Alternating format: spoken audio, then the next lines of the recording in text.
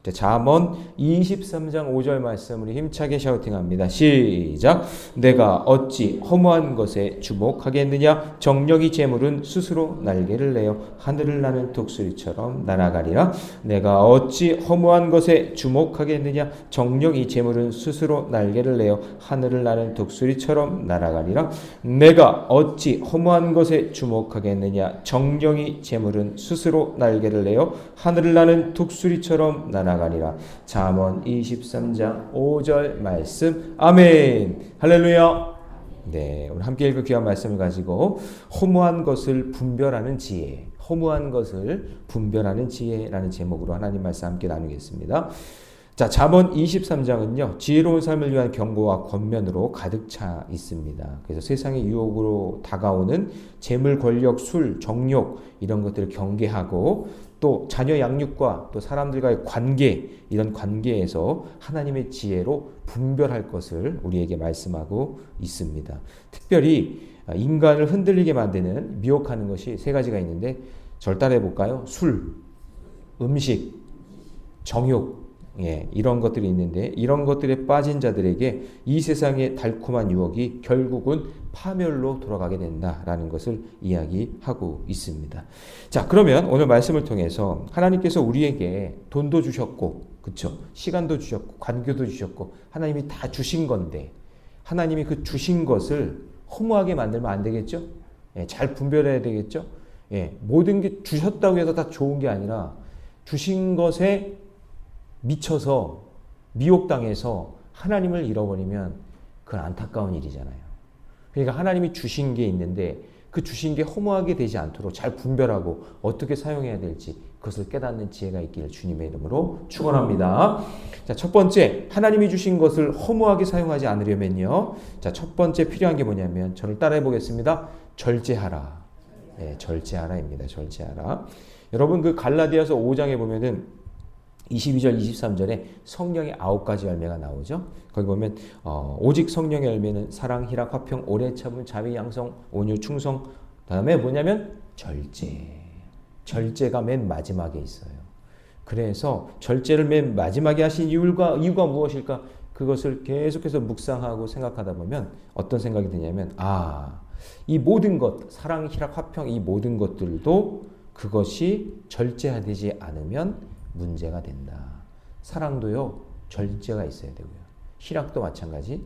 그리고 화평도 그냥 무조건 화평하고 좋은 게 아니라 그 모든 좋은 것들 속에서도 뭐가 필요하다? 절제가 있어야 되는 거예요. 끊을 때는 끊어야 되고, 이을 땐 이어야 되고, 견딜 땐 견뎌야 되고, 참을 땐 참아야 되는 그 절제가 필요한 거예요. 내 마음대로 생각대로 막 판단하는 것, 그 미련한 거죠. 그래서 참 어울리지 않게 절제라는 것도 성령이 주시는 성품이라고 해서 마지막에 집어넣은 겁니다. 여러분 아무리 좋은 것도 절제하지 않으면요 과유불급이에요. 지나치면 문제가 생깁니다. 그래서 왜 절제를 우리에게 말씀하시는지를 좀 깨달아야 돼요. 우리는 절제된 삶을 통해서 하나님의 지혜를 깨닫게 되는 겁니다. 성경이 말하는 탐욕이 잘 보시면 어리석어서 나중에 그게 수치를 불러요. 그러니까 적당한 선에서 딱 끊고 절제하지 않으면 그게 나중에 수치로 다가온단 말이에요. 그래서 여러분 1절 보세요. 내가 관원과 함께 앉아 음식을 먹게 되거든. 그 다음 뭐라고 되어 있어요? 삼가에다가 동그라미 쳐야 돼요. 삼가. 이게 지나치면 안 된다. 이걸 알아야 돼요. 내 앞에서 지금 먹고 있는 사람이 누구인지를 잘 보면서 그냥 막 미친 듯이 막 그냥 퍼먹고 막 그렇게 그거 안 된다 그 얘기예요. 삼가할 줄 알아야 된다. 자, 2절 말씀 같이 있습니다. 시작. 내가 만일 음식을 뭐하거든? 탐하는 자이거든 내 목에 칼을 들 것이라. 그렇게 막 먹는 거 그게 좋은 게 아니다. 자, 3절도 같이 있습니다. 시작. 그의 맛있는 음식을 탐하지 말라. 그것은 막 진수성찬을 차려놓고는 막 절제하지 않고 막 먹었는데 나중에 그 음식을 차린 목적이 드러난다 그 얘기예요. 그래서 덜커덕 다 먹어놓고는 이렇게 나중에 되돌릴 수 없는 그런 일들이 돼버리는 거죠. 그래서 절제가 필요하다. 서두르지 말아라. 막 과유불급이다 라고 이야기하시는 거죠. 그래서 여러분 잘 보시면 아담과 하와가 왜 쫓겨나요? 왜 쫓겨나요? 아담과 하와가 에덴 동산에서 왜 쫓겨나요? 예? 여러분 이거 과유불급이에요. 다 먹어라. 근데 선악과 먹지 말아라. 마귀가 와서 뭐라 그래요? 야, 너 이거 먹으면 하나님처럼 된다? 욕심이 싹 들어오는 거예요. 그거 얻고 어떻게 돼요? 쫓겨나는 거예요. 선악과 앞에서 무너진 거죠. 그건 절제했어야 되는데.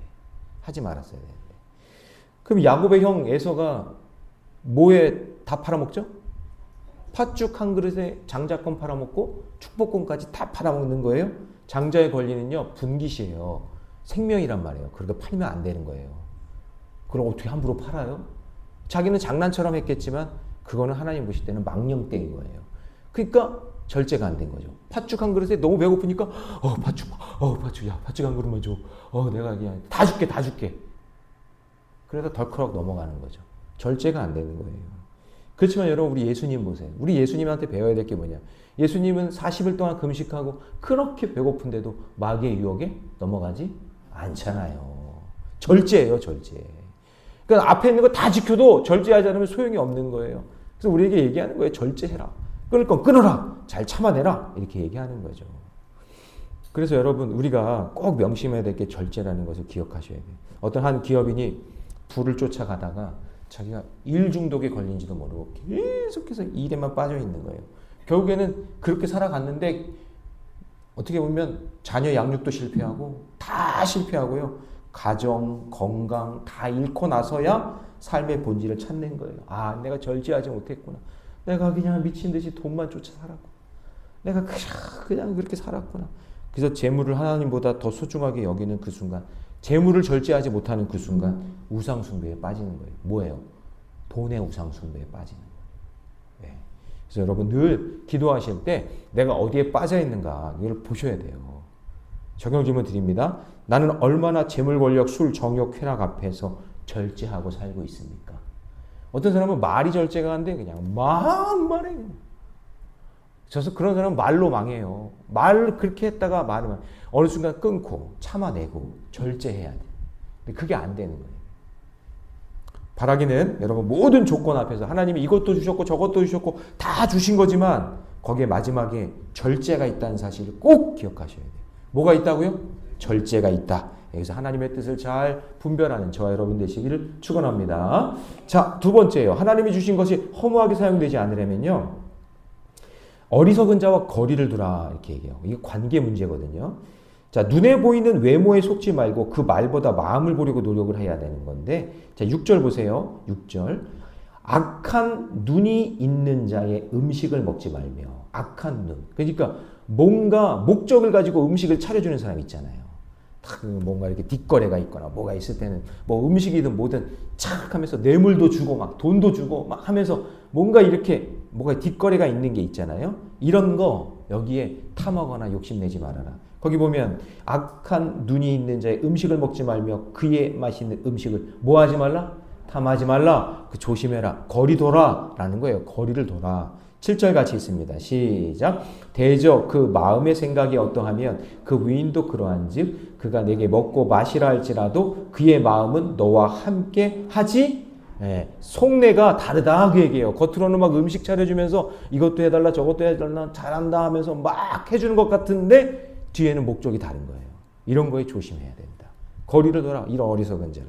그러니까 여러분 사람 말보다 행동과 중심을 잘 보면서 탐욕스러운 자와 그들이 차려준 그 음식에 밥상에 여러분 거기에 미혹되거나 넘어가지 말고 이 사람이 어떤 사람인지 어리석은 사람인지 나에게 진짜 지혜를 주는 사람인지 그것을 잘 분별할 수 있는 은혜가 있기를 바랍니다. 그거 덜커덕 먹다가 어떻게 되느냐? 8절 같이 있습니다. 다 같이 시작. 내가 조금 먹은 것도 뭐 하겠고 다 쏟아낸다 그 얘기예요. 나중에는 그거 먹었던 거 다 쏟아낸다. 내 아름다운 말도 헛된 걸로 다 돌아가 버린다. 그러니 어떤 사람이 어리석은 사람이고 어떤 사람이 지혜로운 사람인지 그것을 분별할 수 있는 지혜를 달라고 기도해 주셔야 됩니다. 하셔야 됩니다. 그래서 9절 보세요. 미련한 자의 귀에 말하지 말지니. 예? 미련한 자 그런 사람에게는 아무리 좋은 말을 해봤자 깨닫지 못하니까 삼가 조심하라. 여러분 사무엘이 사울의 왕에게 찾아와서 실수할 때마다 계속 얘기해 주잖아요. 하나님이 이렇게 하셨습니다. 이렇게 하셔야 됩니다. 사무엘이 와서 계속 사울에게 얘기해줘도 미련하니까 듣지 않아요.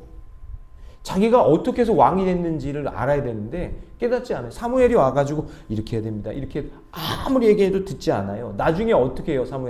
사울왕이 누구를 찾아가요? 귀신 들린 여자, 귀신 부르는 여자까지 찾아가잖아요. 사무엘 말을 듣지도 않고. 그래서 결국에는 그것 때문에 망하는 거예요. 여러분,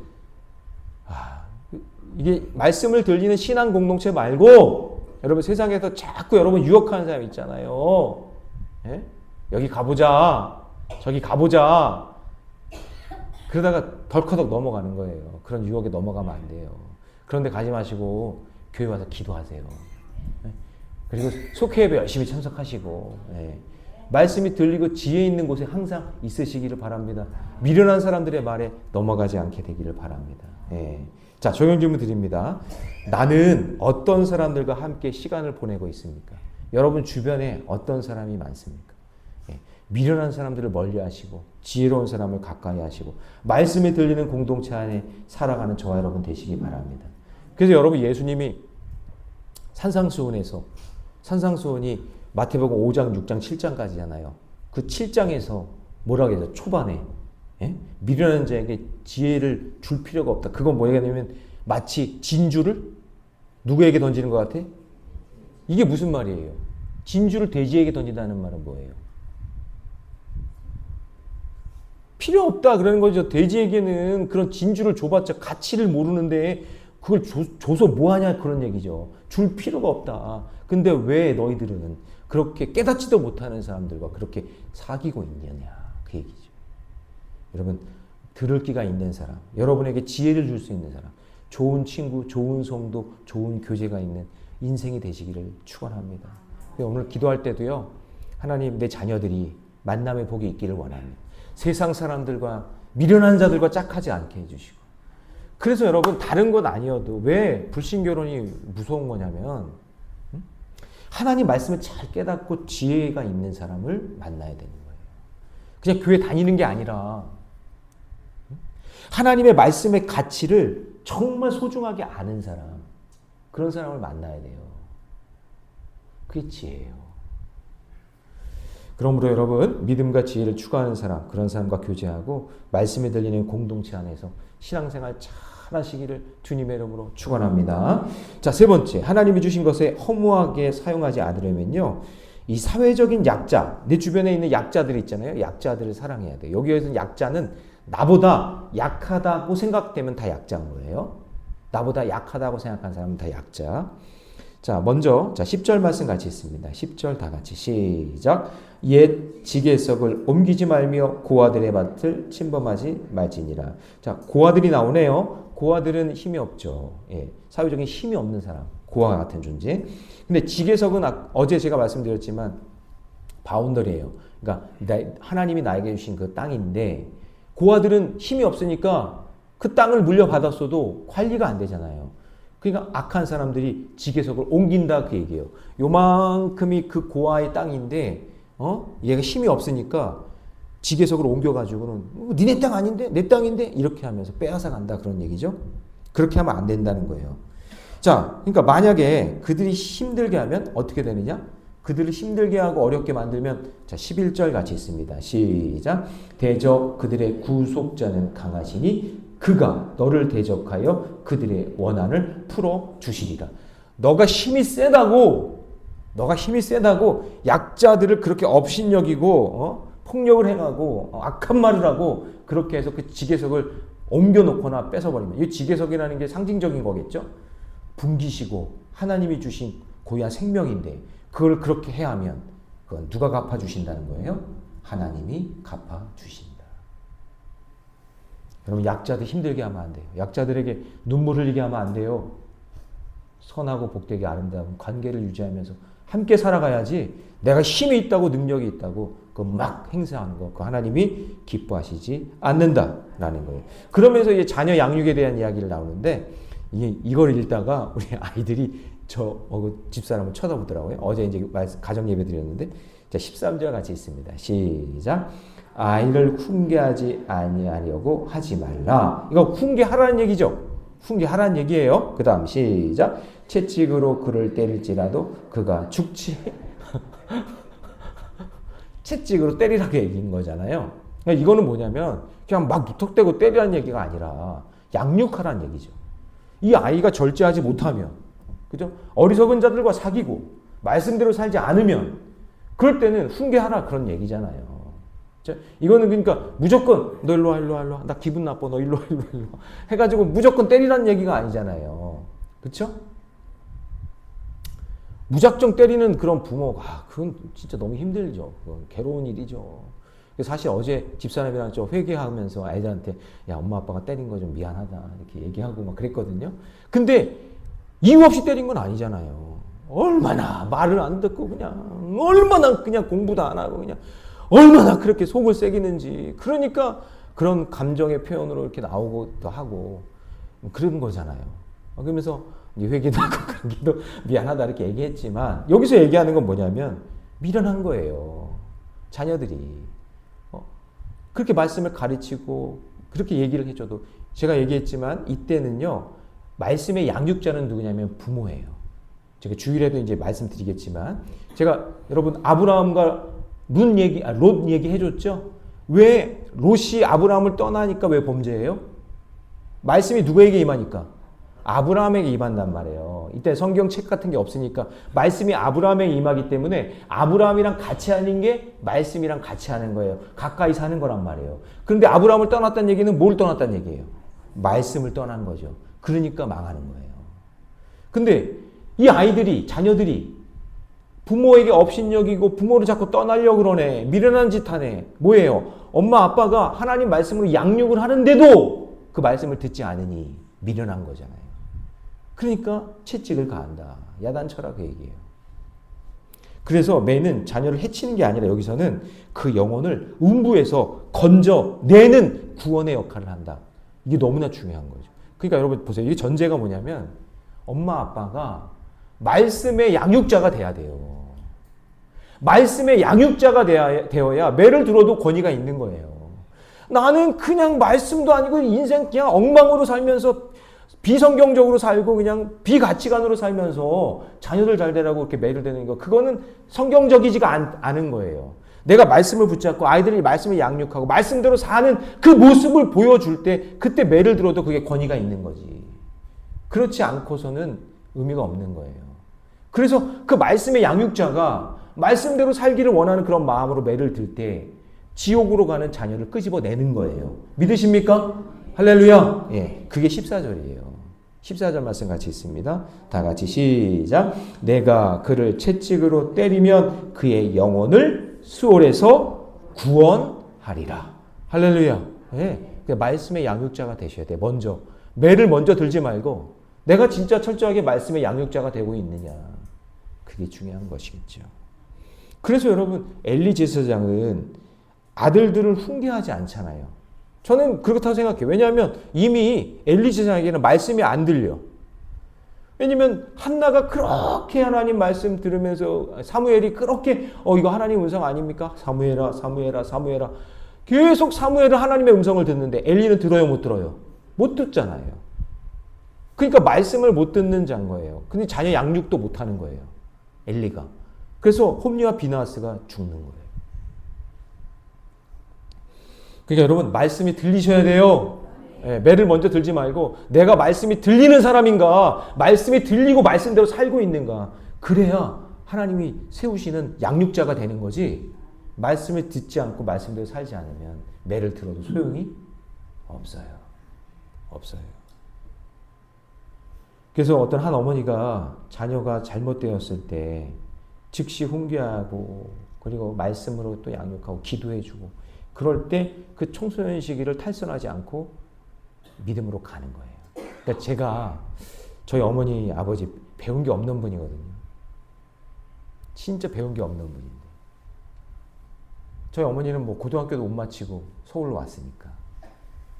근데 그 어머니 제가 이제 어제도 아이들한테 얘기했는데 어머니 아버지와의 그 관계에 있어서 그래도 어머니 아버지의 말씀에 순종하고 살았던 이유는 어머니 아버지가 그래도 어머니가 특별히 말씀대로 살았기 때문에 어머니 배운 게 없지만 어머니의 말에 뭐가 있는 거예요?